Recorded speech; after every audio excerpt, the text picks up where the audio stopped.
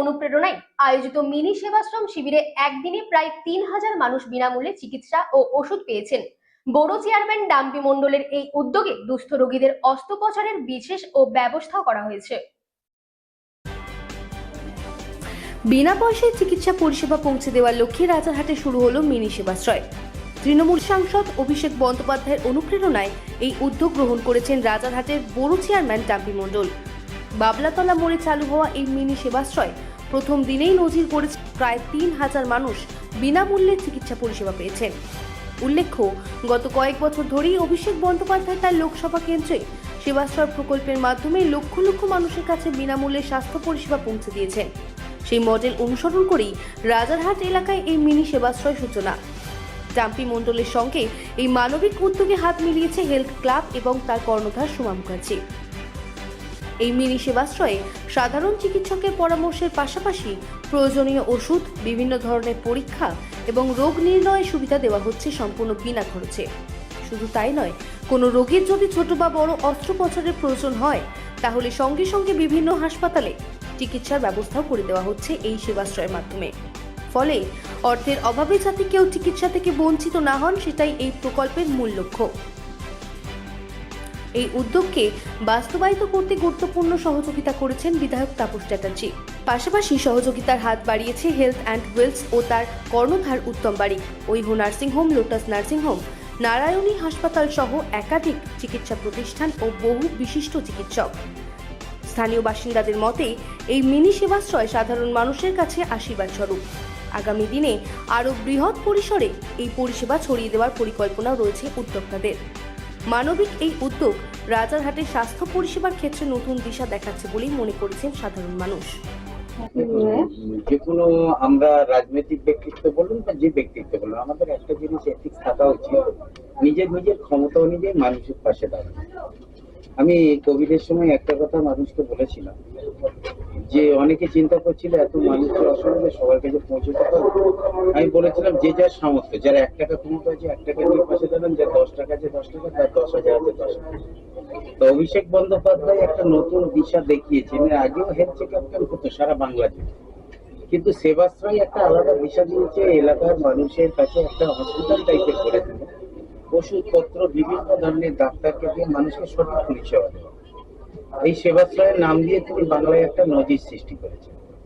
সেই নজিরকে সামনে রেখে আমাদের মতন ছেলেরা যারা অভিষেক বন্দ্যোপাধ্যায়, মমতা বন্দ্যোপাধ্যায়কে ফলো করে চলে মানুষের পাশে, আমাদের মনেও চিন্তা জেগেছে যে আমরা হয়তো অতটা পারবো না। আমাদের নেতা যেভাবে পাশে দাঁড়াচ্ছে, তার মানে তার উদ্দেশ্য প্রত্যেকটা মানুষের পাশে দাঁড়ানো।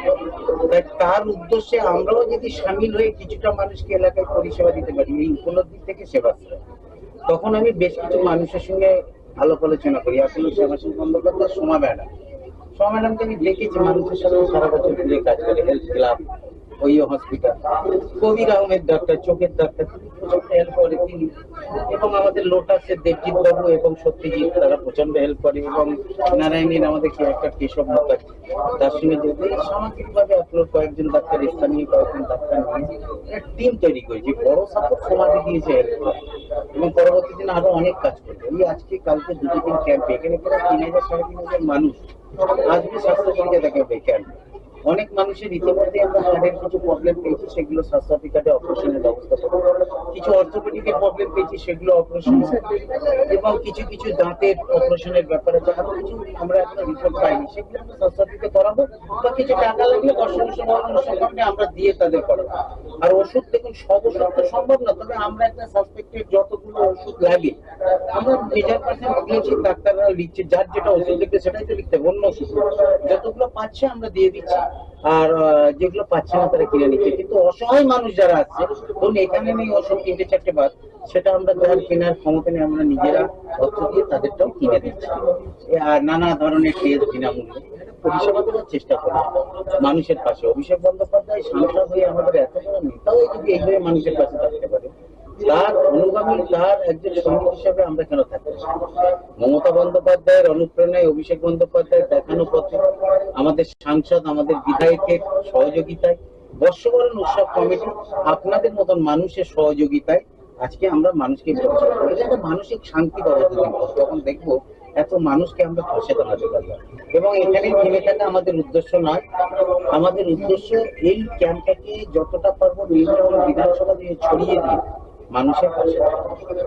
আর আগামীকাল 1,000 লোকের ব্লাড ডোনেশন আছে, আবার সেবাশ্রয়ের দ্বিতীয় দিন আছে, আর সামাজিক কার্যকলাপ আছে। খুব ভালো লাগছে, আমার নিজেরও আজকে ভালো লাগছে। কিভাবে সময় কেটে যাচ্ছে এটা আমি নিজেও বুঝতে পারছি না। থ্যাঙ্কস ফর অল যারা সাপোর্ট দিয়েছে, তারা এগিয়ে চলুক, তারা একটা মানবিকতার পরিচয় দিল যে নিজেদের অতি অবশ্যই স্বাস্থ্য পরিষেবার একটা প্রফেশনাল দিক, কিন্তু তার সাথে সমাজ প্রতি কর্তব্য, মানুষের প্রতি কর্তব্য, সেটাও তারা পালন করলেন। হ্যাটস অফ থ্যাঙ্ক সমাধি সহ এখানে যারা এসেছে সকলকে, সকল ডাক্তার, সকল নার্সদের, সকল টেকনিশিয়ান, এবং আমাদের এই বাসটা দিয়ে যিনি উত্তমবাবু মানে একটা ভূমিকা নিয়েছেন তাকেও আমার ধন্যবাদ। রক্ষিত ম্যাডাম এসছেন, তাকেও ধন্যবাদ। সবাই এসছেন, সকলকে ধন্যবাদ।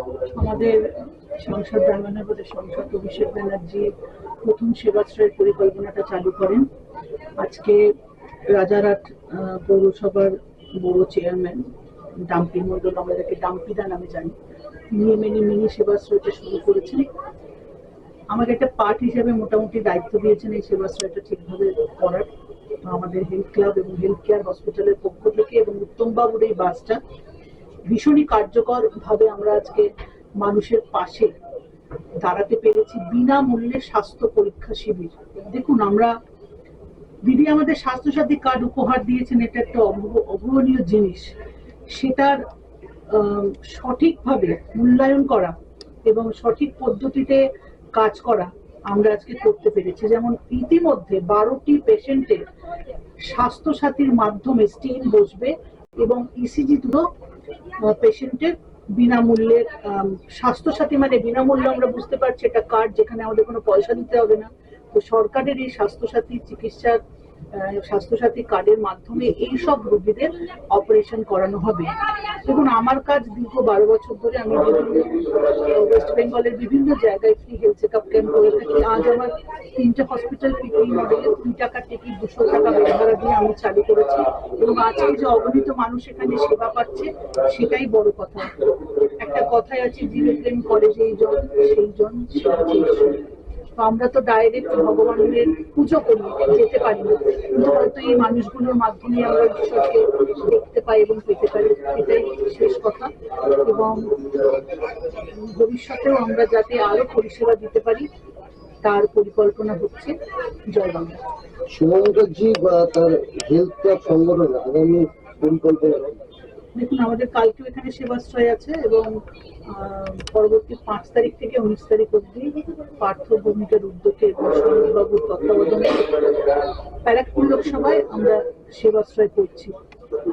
আমি 27 বছর আজকে হেলথ প্রোগ্রামে আছি। আমি বিভিন্ন জায়গায় কাজ করতে গিয়ে আমি দেখলাম যেটা প্রতিটি জায়গায় আমাদের সমস্যাগুলো যেটা হচ্ছে, মেশিন ক্যারি করে প্রাইভেসি ব্যাপারটা থাকে। এই ফিমেল আজকে আমাদের ফিমেল মানে ভাই বোনরা এসছেন, তো এদেরকে ইসিজি করার জন্য সেই একটা সেফনেস প্রাইভেসি পাওয়া যায় না।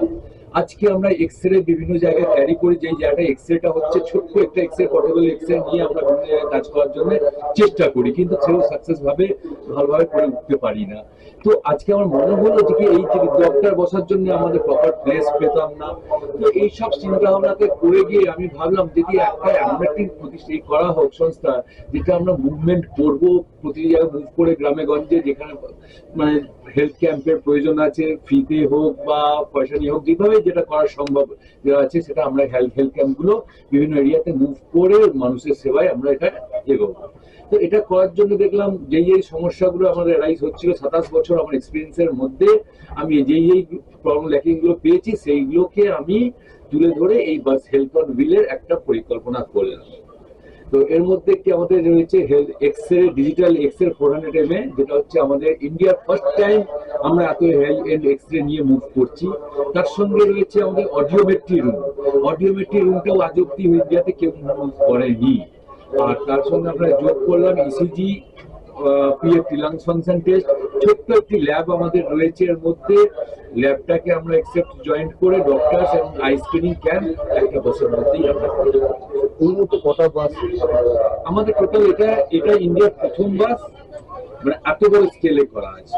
একটাই বাস রয়েছে ইন্ডিয়াতে, এর থেকে ছোট গ্রেডের বাস রয়েছে যেটা হচ্ছে আমাদের 7 কম্পার্টমেন্টের বাস, সেই জায়গাটা হচ্ছে আমরা একটা মানে অন্য যে স্টেটের মধ্যে রয়েছে যেটা হচ্ছে আমাদের নাভি মুম্বাইতে বাস রয়েছে দুটো, সেটা হচ্ছে 5 টাকা কম্পার্টমেন্ট। তো আমাদের হচ্ছে সবথেকে biggest and largest bus which is the first time in Bengal বলবো না ইন্ডিয়া বলবো, যেটা বলবেন। ব্যুরো রিপোর্ট, রাত দিন নিউজ নেটওয়ার্ক।